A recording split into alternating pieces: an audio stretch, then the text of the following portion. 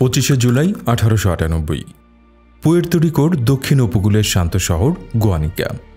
ভোরের আলো ফোটার সাথে সাথে শহরের বাসিন্দারা এক অভূতপূর্ব দৃশ্যের সাক্ষী হল। দিগন্তে ভেসে উঠেছে সারি সারি ধূসর রঙের মার্কিন যুদ্ধজাহাজ। কিছুক্ষণের মধ্যেই জেনারেল নেলসন এ মাইলসের নেতৃত্বে দ্বীপের মাটিতে অবতরণ করল প্রায় ৩৩০০ জন আমেরিকান সৈন্য। সূচনা হল স্পেনের বিরুদ্ধে আমেরিকার যুদ্ধে এক নতুন অধ্যায়ের। ক্যারিবীয় দ্বীপ পুয়ের্তো রিকোতে আমেরিকান আগ্রাসন। কিন্তু এই আগ্রাসনের প্রকৃতি ছিল অদ্ভুত। এখানে স্প্যানিশ সৈন্যদের প্রতিরোধ ছিল দুর্বল এবং বিক্ষিপ্ত। সাধারণ পুয়ের্তো রিকানদের অনেকেই আমেরিকানদেরকে শত্রু হিসেবে দেখেনি, বরং স্পেনের 4 শতাব্দীর অবহেলা এবং কঠোর শাসনে অতিষ্ঠ অনেকেই আমেরিকানদেরকে দেখেছিল মুক্তিদাতা হিসেবে। জেনারেল মাইলস নিজেও দ্বীপে পা রাখার সাথে সাথে এক ঘোষণাপত্র জারি করেন, যেখানে তিনি বলেন, আমরা আপনাদের শত্রু হিসেবে আসিনি, এসেছি আপনাদেরকে এবং আপনাদের সম্পত্তিকে স্প্যানিশ শাসনের অত্যাচার থেকে রক্ষা করতে এবং আপনাদেরকে আমাদের সরকারের স্বাধীনতা ও আশীর্বাদ প্রদান করতে। এই কথাগুলো ছিল আশার আলো। পুয়ের্তো রিকানরা ভেবেছিল তারা হয়তো কিউবার মতোই স্বাধীনতার পথে হাঁটতে চলেছে। তারা ভেবেছিল আমেরিকার হাত ধরে তারা স্বায়ত্তশাসন বা পূর্ণ স্বাধীনতা অর্জন করবে, যার জন্য তারা দশকের পর দশক ধরে সংগ্রাম করে আসছিল। কিন্তু ইতিহাস তাদের জন্য লিখে রেখেছিল সম্পূর্ণ ভিন্ন এক ভাগ্য। যে মুক্তিদাতারা স্বাধীনতা আর গণতন্ত্রের প্রতিশ্রুতি নিয়ে এসেছিল, তারাই এক নতুন আরও জটিল ঔপনিবেশিক শাসনের জাল বিছিয়ে দিয়েছিল। পুয়ের্তো রিকো স্পেনের হাত থেকে মুক্ত হয়েছিল ঠিকই, কিন্তু স্বাধীন হতে পারেনি। এটি পরিণত হয়েছিল আমেরিকার এক অমীমাংসিত সম্পত্তিতে, যার বাসিন্দারা না আমেরিকান না স্বাধীন। এক অদ্ভুত পরিচয় সংকটে যারা আজও বন্দী। কিভাবে মুক্তির এই প্রতিশ্রুতি এক নতুন আরও জটিল পরাধীনতার শৃঙ্খলে পরিণত হল? পুয়ের্তো রিকো, যা এক ঔপনিবেশিক শক্তি থেকে মুক্তি পেতে চলেছিল, তা আমেরিকার এক চিরস্থায়ী উপনিবেশে পরিণত হলো কেন?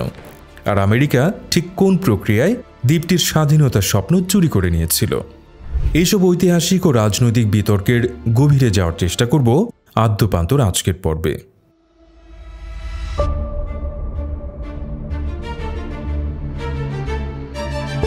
1493 সালে ক্রিস্টোফার কলম্বাস তার দ্বিতীয় অভিযানে এই দ্বীপে পৌঁছান এবং এর নাম দিয়েছিলেন সান হুয়ান বাউতিস্তা। পরবর্তীতে স্প্যানিশ ঔপনিবেশিকরা দ্বীপটিকে পুয়ের্তো রিকো বা ধনী বন্দর নামে ডাকতে শুরু করে। স্প্যানিশ শাসনামলে পুয়ের্তো রিকোর গুরুত্ব ছিল মূলত কৌশলগত। এটি ছিল ক্যারিবীয় অঞ্চলে স্প্যানিশ সাম্রাজ্যের প্রবেশদ্বার এবং একটি গুরুত্বপূর্ণ সামরিক ঘাঁটি। সান হুয়ানের মতো শহরে বিশাল বিশাল দুর্গ নির্মাণ করে স্পেন তাদের নৌবহর এবং ট্রেজার ফ্লিটকে জলদস্যু ও অন্যান্য ইউরোপীয় শক্তির আক্রমণ থেকে রক্ষা করত। কিন্তু কৌশলগত গুরুত্ব থাকলেও অর্থনৈতিকভাবে পুয়ের্তো রিকো ছিল স্পেনের কাছে অনেকটাই অবহেলিত। কিউবার মতো চিনি বা মেক্সিকোর মতো রূপার বিশাল ভাণ্ডার এখানে ছিল না। ফলে দ্বীপটি স্পেনের অন্যান্য উপনিবেশের তুলনায় দরিদ্র এবং অনুন্নত রয়ে যায়। এখানকার অর্থনীতি ছিল মূলত কফি, চিনি এবং তামাক চাষের উপর নির্ভরশীল, যা মুষ্টিমেয় কিছু স্প্যানিশ ভূস্বামী এবং ব্যবসায়ীদের হাতে কুক্ষিগত ছিল। এই দীর্ঘ সময়ে দ্বীপের আদিবাসী তাইনো জনগোষ্ঠী উপনিবেশবাদীদের বয়ে আনা নানা রোগ এবং অত্যাচারে প্রায় নিশ্চিহ্ন হয়ে যায় এবং তাদের জায়গা নেয় আফ্রিকা থেকে আনা ক্রীতদাসরা। এই 4 শতাব্দীর শাসন, শোষণ এবং অবহেলার মধ্য দিয়েই ধীরে ধীরে একটি স্বতন্ত্র পুয়ের্তো রিকান পরিচয় বা পুয়ের্তো রিকানিদাদ গড়ে উঠতে থাকে। 19বিংশ শতাব্দীতে লাতিন আমেরিকার অন্যান্য অংশে যখন স্বাধীনতার ঢেউ লেগেছিল, পুয়ের্তো রিকোতেও তার আঁচ এসে পড়ে। 1868 সালে রোমান এত্তেরিও বেতান্সের নেতৃত্বে গ্রিতো দে লারেস বা লারেসের কান্না নামে একটি সশস্ত্র বিদ্রোহ সংঘটিত হয়। যদিও স্পেন দ্রুত এই বিদ্রোহ দমন করে, কিন্তু এটি ছিল পুয়ের্তো রিকোর প্রথম সংগঠিত স্বাধীনতা সংগ্রাম। সময়ের সাথে সাথে এটি জাতীয়তাবাদের এক শক্তিশালী প্রতীক হয়ে ওঠে। এরপর থেকে পুয়ের্তো রিকানরা স্বাধীনতার জন্য সশস্ত্র সংগ্রামের পরিবর্তে রাজনৈতিক দর কষাকষির পথ বেছে নেয়। লুইস মুনিওস রিভেরার মতো নেতারা স্পেনের কাছে ক্রমাগত বৃহত্তর স্বায়ত্তশাসনের দাবি জানাতে থাকেন। তাদের এই দশকের পর দশক ধরে চলা শান্তিপূর্ণ আন্দোলনের ফল অবশেষে পাওয়া যায় 19বিংশ শতাব্দীর একেবারে শেষের দিকে। 1897 সাল কিউবায় চলমান স্বাধীনতা যুদ্ধের চাপে এবং একটি সম্ভাব্য আমেরিকান হস্তক্ষেপের আশঙ্কায় দুর্বল হয়ে পড়া স্পেন পুয়ের্তো রিকোকে শান্ত রাখতে এক ঐতিহাসিক পদক্ষেপ নেয়। তারা পুয়ের্তো রিকোকে একটি স্বায়ত্তশাসনের সনদ প্রদান করে। এই সনদ অনুযায়ী পুয়ের্তো রিকো একটি নিজস্ব দ্বিকক্ষ বিশিষ্ট সংসদ, একটি দায়িত্বশীল মন্ত্রিসভা এবং বিশ্বজুড়ে স্পেনের সাথে কনসাল নিয়োগের অধিকার লাভ করে। তাদের নিজস্ব মুদ্রা, ডাক ব্যবস্থা এবং শুল্ক নির্ধারণের ক্ষমতাও দেয়া হয়। এটি ছিল প্রায় কানাডা বা অস্ট্রেলিয়ার মতো একটি ব্রিটিশ ডোমিনিয়নের সমতুল্য। 1898 সালে ফেব্রুয়ারিতে পুয়ের্তো রিকোর প্রথম স্বায়ত্তশাসিত সরকার শপথ গ্রহণ করে। প্রায় 400 বছরের ঔপনিবেশিক শাসনের পর পুয়ের্তো রিকানরা প্রথমবারের মতো নিজেদের ভাগ্য নির্ধারণের ক্ষমতা অর্জন করেছিল। স্বাধীনতার সূর্য তখন দিগন্তে, কিন্তু তারা জানত না যে মাত্র কয়েক মাসের মধ্যেই ক্যারিবীয় সাগরের অন্য প্রান্ত থেকে ধেয়ে আসছে এক নতুন ঝড়, যা তাদের এই কষ্টার্জিত স্বায়ত্তশাসনকে সম্পূর্ণরূপে গ্রাস করে নেবে।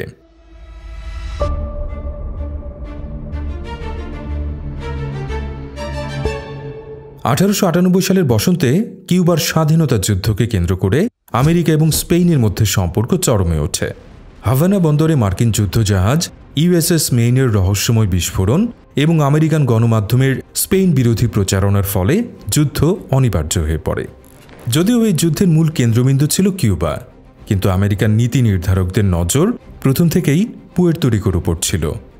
আমেরিকার সাম্রাজ্যবাদী শিবিরের কাছে পুয়ের্তো রিকো ছিল এক অমূল্য কৌশলগত সম্পদ। নৌতাত্ত্বিক আলফ্রেড থেয়ার মাহানের তত্ত্বে অনুপ্রাণিত হয়ে থিওডোর রুজভেল্টের মতো নেতারা বিশ্বাস করতেন যে আমেরিকাকে একটি বিশ্বশক্তি হতে হলে অবশ্যই একটি শক্তিশালী নৌবাহিনী এবং বিশ্বজুড়ে নৌঘাঁটি নেটওয়ার্ক তৈরি করতে হবে। পুয়ের্তো রিকো ছিল ক্যারিবীয় সাগর নিয়ন্ত্রণের চাবিকাঠি। এটি একদিকে যেমন আমেরিকান নৌবাহিনীর জন্য একটি আদর্শ কয়লা স্টেশন এবং মেরামত কেন্দ্র হতে পারত, তেমনি ভবিষ্যতে পানামায় যে খাল খনন করা হবে তার প্রবেশপথ রক্ষার জন্য এর গুরুত্ব ছিল অপরিসীম। এর পেছনে ছিল অর্থনৈতিক কারণও। আমেরিকার শক্তিশালী সুগার ট্রাস্ট বা চিনি ব্যবসায়ী গোষ্ঠীগুলো পুয়ের্তো রিকোর উর্বর জমিতে আখ চাষের বিশাল সম্ভাবনা দেখেছিল। নিজেদের অভ্যন্তরীণ বাজারকে আরও সুরক্ষিত করার জন্য চিনি ব্যবসায়ীদের প্রভাবও ছিল ব্যাপক। সুতরাং কিউবার স্বাধীনতার নামে যুদ্ধ শুরু হলেও পুয়ের্তো রিকো দখল করা ছিল আমেরিকার একটি পূর্ব পরিকল্পিত লক্ষ্য। যুদ্ধ শুরু হওয়ার পর আমেরিকান বাহিনী দ্রুতই কিউবা এবং ফিলিপাইনে স্পেনকে পরাজিত করে। এরপরই তাদের নজর পড়ে পুয়ের্তো রিকোর দিকে। 1898 সালের 25শে জুলাই জেনারেল নেলসন মাইলসের নেতৃত্বে আমেরিকান সৈন্যরা পুয়ের্তো রিকোর দক্ষিণ পশ্চিমের গোয়ানিকা বন্দরে অবতরণ করে। এই স্থানটি বেছে নেওয়ার পেছনেও কৌশলগত কারণ ছিল। রাজধানী সান হুয়ান ছিল দুর্গ দিয়ে সুরক্ষিত। সেখানে সরাসরি আক্রমণ করলে ব্যাপক ক্ষয়ক্ষতির সম্ভাবনা ছিল। গোয়ানিকা ছিল অরক্ষিত এবং স্থানীয় জনগণের মধ্যে স্পেন বিরোধী মনোভাবও ছিল প্রবল। জেনারেল মাইলস তার প্রতিশ্রুতি অনুযায়ী দ্বীপের মানুষের মন জয় করার চেষ্টা করেন। তার ঘোষণাপত্রে তিনি বলেন, আমেরিকানরা এসেছে অত্যাচারী শাসকদের উৎখাত করতে এবং গণতন্ত্র ও ন্যায় বিচারের আশীর্বাদ নিয়ে। অনেক পুয়ের্তো রিকান যারা স্পেনের কেন্দ্রীয় শাসন এবং অর্থনৈতিক অবহেলায় ক্লান্ত ছিল, তারা এই প্রতিশ্রুতিকে বিশ্বাস করেছিল। তারা ভেবেছিল আমেরিকার মতো একটি গণতান্ত্রিক দেশ তাদের উপর ঔপনিবেশিক শাসন চাপিয়ে দিতে পারে না। তাই প্রায় কোনো প্রতিরোধ ছাড়াই আমেরিকান সৈন্যরা এগিয়ে যায় রাজধানীর দিকে। মাত্র 3 সপ্তাহের এক সংক্ষিপ্ত অভিযানেই দ্বীপের বেশিরভাগ অংশ আমেরিকার নিয়ন্ত্রণে চলে আসে এবং 12ই আগস্ট একটি যুদ্ধবিরতি চুক্তি স্বাক্ষরিত হয়। যুদ্ধ শেষ হয়ে যায়। পুয়ের্তো রিকানদের জন্য তখন ছিল এক আশা এবং অপেক্ষার মুহূর্ত।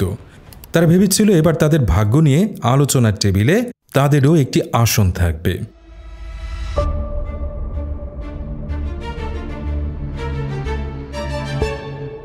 যুদ্ধ শেষের পর বিজয়ী আমেরিকা এবং পরাজিত স্পেনের মধ্যে শান্তি আলোচনার জন্য প্রতিনিধিরা প্যারিসে একত্রিত হন।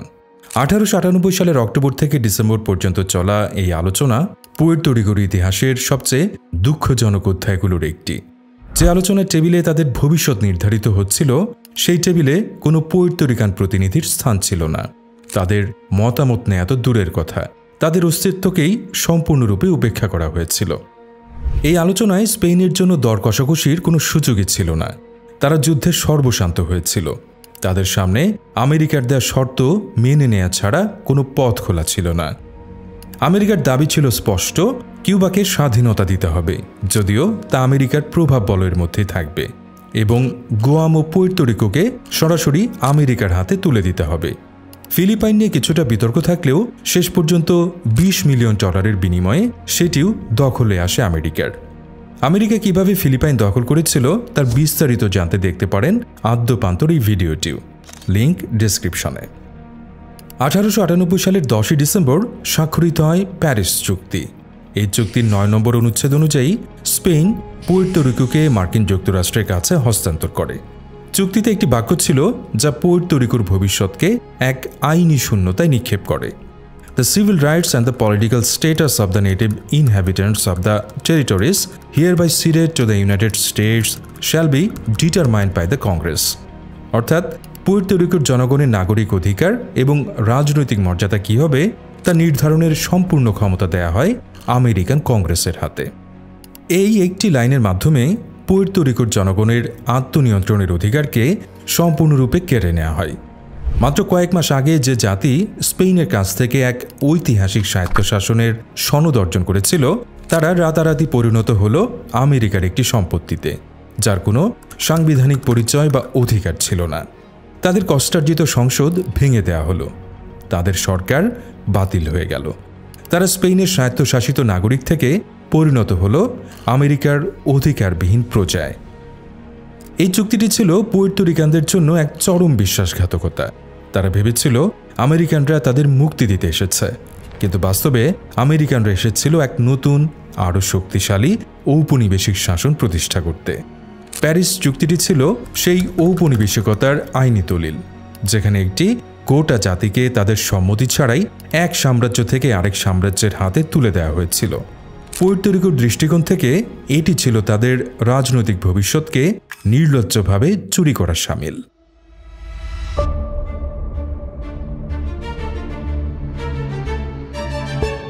প্যারিস চুক্তির পর পুয়ের্তো রিকো আমেরিকার সরাসরি শাসনের অধীনে আসে।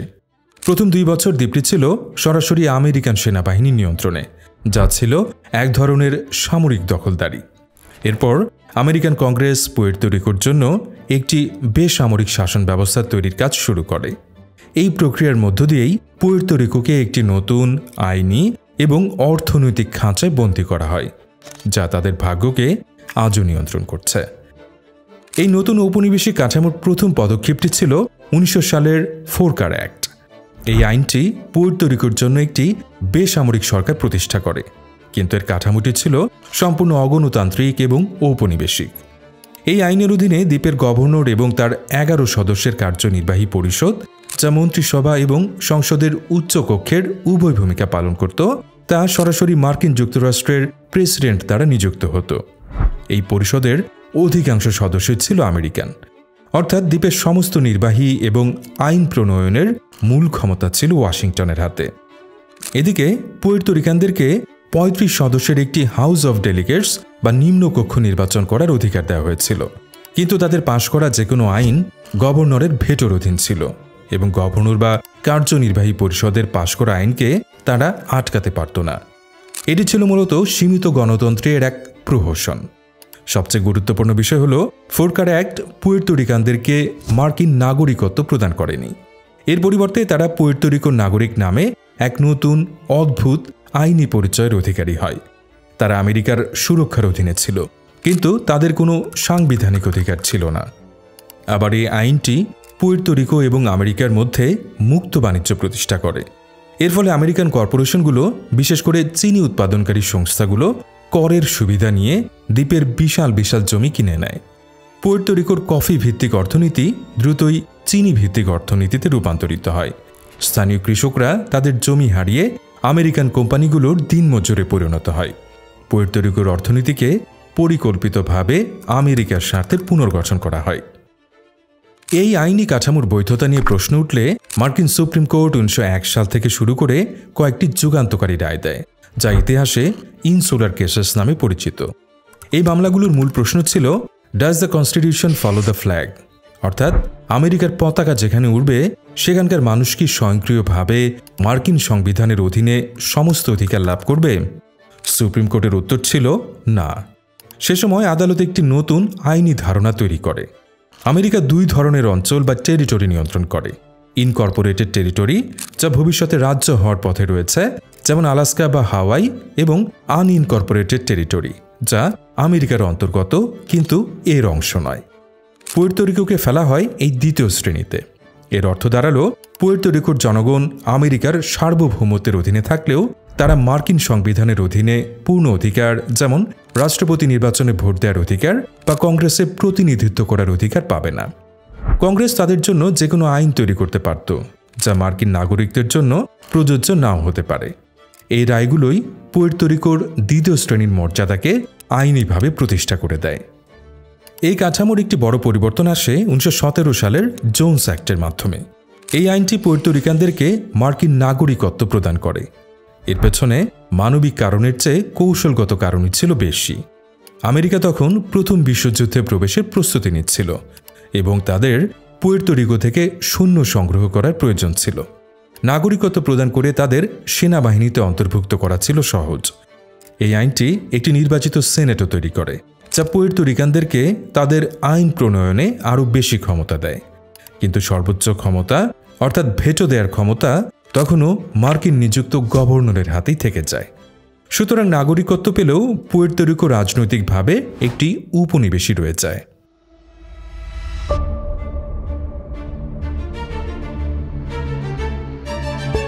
বিংশ শতাব্দীর মাঝামাঝি সময়ে পুয়ের্তো রিকো রাজনৈতিক ও অর্থনৈতিক কাঠামোতে আরেকটি বড় পরিবর্তন আসে। লুইস মুনিওস মারিনের নেতৃত্বে দ্বীপের প্রথম নির্বাচিত গভর্নর 1950-এর দশকে অপারেশন বুটস্ট্র্যাপ নামে এক উচ্চাভিলাষী অর্থনৈতিক কর্মসূচি শুরু করে। এর লক্ষ্য ছিল দ্বীপকে কৃষিভিত্তিক অর্থনীতি থেকে শিল্পভিত্তিক অর্থনীতিতে রূপান্তরিত করা। আমেরিকান কোম্পানিগুলোকে পুয়ের্তো রিকোতে কারখানা স্থাপনের জন্য বিশাল কর ছাড় দেওয়া হয়। এর ফলে দ্রুত শিল্পায়ন ঘটে, মানুষের আয় বাড়ে এবং জীবনযাত্রার মান উন্নত হয়। কিন্তু এর একটি অন্ধকার দিকও ছিল। শিল্পায়ন কৃষি ব্যবস্থাকে ধ্বংস করে দেয়, যার ফলে লক্ষ লক্ষ পুয়ের্তো রিকান কাজের সন্ধানে নিউ ইয়র্ক এবং আমেরিকার অন্যান্য শহরে পাড়ি জমাতে বাধ্য হয়। দ্বীপের অর্থনীতি সম্পূর্ণরূপে আমেরিকান কর্পোরেশন এবং আমেরিকান বাজারের উপর নির্ভরশীল হয়ে পড়ে। এই অর্থনৈতিক পরিবর্তনের সমান্তরালে 1952 সালে পুয়ের্তো রিকো একটি নতুন রাজনৈতিক মর্যাদা লাভ করে। তারা একটি নিজস্ব সংবিধান তৈরি করে এবং এস্তাদো লিব্রে অ্যাসোসিয়াদো বা মুক্ত সহযোগী রাষ্ট্র হিসেবে পরিচিতি লাভ করে, যা ইংরেজিতে কমনওয়েলথ নামে পরিচিত। আমেরিকা এবং আন্তর্জাতিকভাবে এটিকে উপস্থাপন করা হয়েছিল ঔপনিবেশিকতার অবসানের একটি উদাহরণ হিসেবে, যেখানে পুয়ের্তো রিকো স্বেচ্ছায় আমেরিকার সাথে এক বিশেষ সম্পর্ক স্থাপন করেছে। কিন্তু বাস্তবে এই কমনওয়েলথ মর্যাদাটি ছিল মূলত উপনিবেশবাদের উপর মিষ্টি এক আবরণ মাত্র। মার্কিন কংগ্রেসের টেরিটরি ক্লজ অনুযায়ী পুয়ের্তো রিকোর উপর চূড়ান্ত সার্বভৌমত্ব তখনও কংগ্রেসের হাতেই ছিল। কংগ্রেস চাইলে যে কোনো সময় পুয়ের্তো রিকোর সংবিধান বা আইন বাতিল করতে পারে। তাই মুক্ত সহযোগী রাষ্ট্র নামটি একটি আইনি বিভ্রম ছাড়া আর কিছুই নয়। এই অমীমাংসিত এবং অস্পষ্ট রাজনৈতিক মর্যাদা পুয়ের্তো রিকোর সমাজকে গভীরভাবে বিভক্ত করে রেখেছে। যেমন এক পক্ষ চায় পুয়ের্তো রিকো আমেরিকার 51তম রাজ্যে পরিণত হোক। এর ফলে তারা মার্কিন কংগ্রেসে পূর্ণ প্রতিনিধিত্ব, যেমন 2 জন সেনেটর এবং কয়েকজন কংগ্রেসম্যান পাবে, রাষ্ট্রপতি নির্বাচনে ভোট দেওয়ার অধিকার পাবে এবং মেডিকেল ও অন্যান্য ফেডারেল প্রোগ্রামে রাজ্যগুলো সমান সুবিধা পাবে। সাম্প্রতিক গণভোটগুলোতে এই বিকল্পটি সবচেয়ে বেশি ভোট পেয়েছে, যদিও এতে অংশগ্রহণের হার নিয়ে বিতর্ক রয়েছে। আবার আরেক দল পুয়ের্তো রিকোর জন্য পূর্ণ সার্বভৌমত্ব চায়। এটি ঐতিহাসিকভাবে পেদ্রো আলবিসো কাম্পোসের মতো জাতীয়তাবাদী নেতাদের আদর্শ। তবে অর্থনৈতিক অনিশ্চয়তার ভয়ে বর্তমানে এর জনসমর্থন সবচেয়ে কম বলা চলে। এদিকে আরেকটি পক্ষ বর্তমান মুক্ত সহযোগী ব্যবস্থাকে বজায় রাখতে বা একে আরও উন্নত করতে চায়, যেখানে তারা আমেরিকার সাথে বিশেষ সম্পর্ক রেখেও আরও বেশি স্বায়ত্তশাসন ভোগ করবে। এই রাজনৈতিক বিতর্কের মধ্যেই পুয়ের্তো রিকো 21 শতাব্দীতে এসে চরম অর্থনৈতিক সংকটে পড়েছে। 1 দশকেরও বেশি সময় ধরে চলা অর্থনৈতিক মন্দা, $72 বিলিয়ন বিশাল ঋণ এবং সরকারি অব্যবস্থাপনা দ্বীপটিকে দেউলিয়া করে দিয়েছে। এর প্রতিক্রিয়ায় 2016 সালে মার্কিন কংগ্রেস প্রমেসা আইন পাশ করে একটি অনির্বাচিত ফেডারেল বোর্ড তৈরি করে, যা দ্বীপের অর্থনীতি এবং বাজেটকে সম্পূর্ণরূপে নিয়ন্ত্রণ করে। এটি পুয়ের্তো রিকোর ঔপনিবেশিক মর্যাদার এক নগ্ন প্রকাশ। 2017 সালে হারিকেন মারিয়ার বিধ্বংসী আঘাত এবং ওয়াশিংটনের ধীর ও অপর্যাপ্ত ত্রাণ সহায়তা দ্বীপের জনগণের কাছে তাদের অসহায়ত্ব এবং দ্বিতীয় শ্রেণীর নাগরিক হওয়ার বাস্তবতাকে আরও স্পষ্ট করে তুলেছে।